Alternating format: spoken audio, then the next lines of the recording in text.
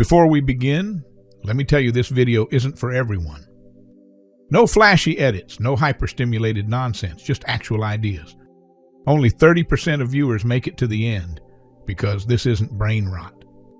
If you do, you're part of a rare few in today's short attention span wasteland. You think deeper, you focus, you're probably going to do great things. Now, if you want to support content that respects your brain, try Audible free for 30 days using my link in the description, or use my affiliate link when you buy a book. It costs you nothing but helps a lot. Let's get started. It's a familiar feeling for all of us. You've just forgotten a name, misplaced your keys, or said something that came out a little off. Annoying, but no big deal, right? Just one of those silly everyday slips to brush off as stress or distraction made manifest. But what if that little mistake wasn't so innocent? What if it was actually a clue? Your psyche's subtle way of revealing what's really going on underneath the surface. Freud's seminal work popularized the idea that your unconscious is always at play, quietly shaping your behavior in unexpected ways. Thoughts you're not fully aware of, unresolved tensions, unspoken fears, even uncomfortable desires, often find their way bubbling up in the form of everyday errors. A forgotten name, a slip of the tongue, a missed appointment. These moments can reveal more about your inner world than you might realize. Here's the best part. You don't need to be a licensed psychologist to start decoding them. Simply paying closer attention to your own behavior, especially the moments you'd otherwise ignore, can open up a greater understanding of yourself, and this understanding can be hugely empowering. On the trivial. We all make those everyday errors, stumbling over a simple sentence, putting our phone down in the obscurest of places, or calling a colleague by the wrong name. Most of the time we laugh them off as accidents, or beat ourselves up later on at our apparent mindlessness. But the truth is, these accidents aren't so accidental. Freud's classic theory flips our casual attitude toward mistakes on its head. Everyday errors are far from meaningless. They're not mental hiccups. They're little clues, subtle signs that something is bubbling beneath the surface. According to Freud, there's no such thing as a purely trivial or random mistake. These seemingly small moments are instead an expression of internal conflict, repressed feelings, or unconscious thoughts trying to sneak past our mental radar. Say someone forgets a word while quoting a poem. Not wholly unreasonable, right? Maybe, but maybe not. Freud gives the example of a young man who forgot the Latin word aliquis while reciting Virgil. Through a free association exercise with Freud in which he linked aliquis with liquid and blood, it became clear the young man was experiencing anxiety about a potential pregnancy, something he hadn't consciously acknowledged. That kind of forgetting isn't just forgetfulness. It's a psychological compromise. Part of the mind tries to bring something up, while another part pushes it down. These errors tend to share a few features. They're usually brief, familiar actions gone slightly awry, and we often dismiss them with a shrug. A surprising further commonality is that we don't recognize any emotional motivation behind these mental missteps precisely because they're unconscious. That's why we're tempted to just explain them away. There's also a kind of logic to these moments. They're motivated, but in a hidden way. The visible mistake, what you did or didn't do, is the manifest content, while the real reason behind it, the emotional or psychological truth, is the latent content. And that's the real insight. Even the most trivial mistake might be a message from a part of your mind you're not fully aware of. In essence, Freud argues that those everyday errors aren't purely accidental. Behind every little mistake might be a bigger hidden truth bursting to make itself known. On the unconscious. Have you ever left a borrowed book unreturned to a friend, forgotten to forward an email to a coworker, or found yourself humming a song you haven't thought about in ages? These things seem inconsequential, even random, but they're likely anything but. In fact, they could be quiet signals from that mysterious part of your mind you're not fully aware or in control of the unconscious. Freud's contribution here is this: our unconscious plays a far bigger role in daily life than we might think. Hidden thoughts, emotions, and conflicts, especially the exact ones we'd prefer not to face, often steer our actions without us even realizing it. We aren't talking about dramatic moments of obviously bizarre behavior. These unconscious expressions instead are tucked into normal, everyday routines. A simple forgotten task or a misplaced object can all carry meaning if we know where to look. Let's return to the examples we started with. Maybe that book we keep forgetting to return reveals an unconscious desire to hold on to something that isn't ours. Similarly, it might not be forgetfulness causing us to overlook a co-worker in an email thread. Maybe there's something about this individual that stirs up discomfort or reluctance. And it doesn't stop there. Repeatedly avoiding tasks assigned by a boss or requested by a spouse might seem like carelessness at first, but can also convey subtle resistance, a quiet protest driven by emotions we're not fully cognizant of. Then there are the physical mishaps. These clumsy moments often carry symbolic weight. Old superstitions of bad luck from spilling salt or walking under a ladder can feel oddly resonant. Our actions, even the unintentional ones, can reflect internal states trying to make themselves manifest. Even that tune stuck in your head, it might not be random.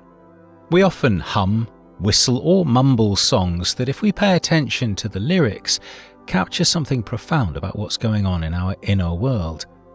The unconscious has a canny way of seeping into the backing track. What's fascinating is that we don't need to be fully conscious for our minds to express something real. Although easy to dismiss, these everyday moments are like memos from our psyche.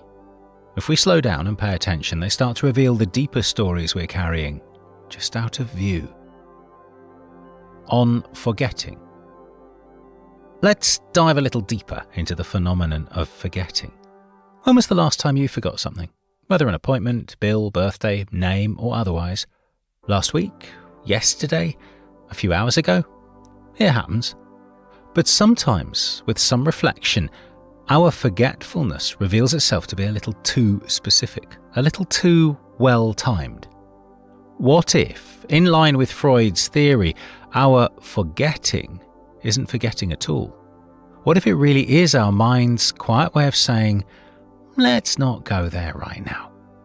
Freud posited that forgetting frequently serves a psychological purpose. We can't simply chalk these instances up to being overwhelmed or scatterbrained. Sometimes forgetting is a subtle form of self-protection, a way of avoiding discomfort, emotional conflict, or a particular stressor. Our brain isn't dropping the ball, it's very intentionally choosing not to pick it up. Names are probably the most common case. Forgetting someone's name might help you temporarily forget the anxiety, hurt, or jealousy you associate with them. You might even forget where they work or where you last saw them. Here, your mind isn't forgetting details so much as avoiding distress. Freud shares an example from his own life, a recurring tendency to forget to pay bills. Often, this forgetfulness was tied to underlying resentment, whether toward a freeloading relative or an institution like the government demanding money. Sound familiar? What about forgetting to do someone a favour? The person waiting will usually jump to the right and, telling conclusion, if it was a genuine priority, it wouldn't have slipped your mind. An interesting nuance to Freud's theory is that sometimes our brains don't block the actual pain point itself, but forget something adjacent. If we're unable to ignore what's really bothering us, our mind might divert its protective mechanism to something tangentially connected to it instead. In either case, when forgetfulness shows up, especially if oddly specific or well-timed, it might not be just a mental slip. More often, it's an unconscious protective strategy shaped by our psyche to help us avoid discomfort, dodge emotional tension, or sidestep what we're not ready to confront.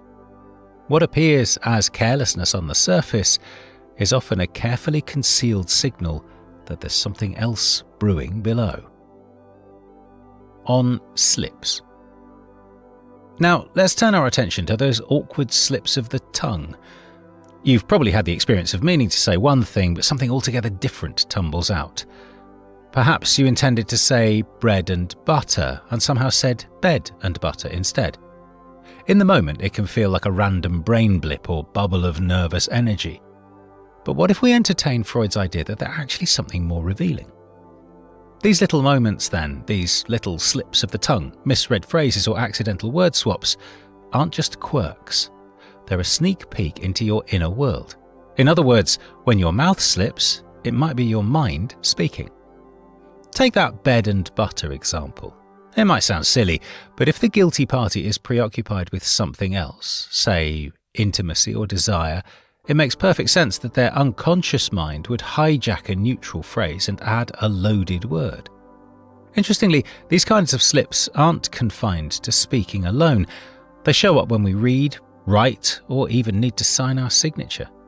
Someone repeatedly misreading particularly pretty as particularly petty might have some under-the-surface irritation they haven't addressed. And calling your husband your brother or your aunt your mother, maybe that's not just mixing up family titles but reflecting unresolved feelings we'd rather set aside. Following this train of thought, it isn't hard to extrapolate what an unsigned check or important legal document might imply. It's easy, and perhaps more comfortable, to explain such instances as a phonetic error or proof of mental fatigue. But Freud would argue these slips can't be explained away by mere mechanics.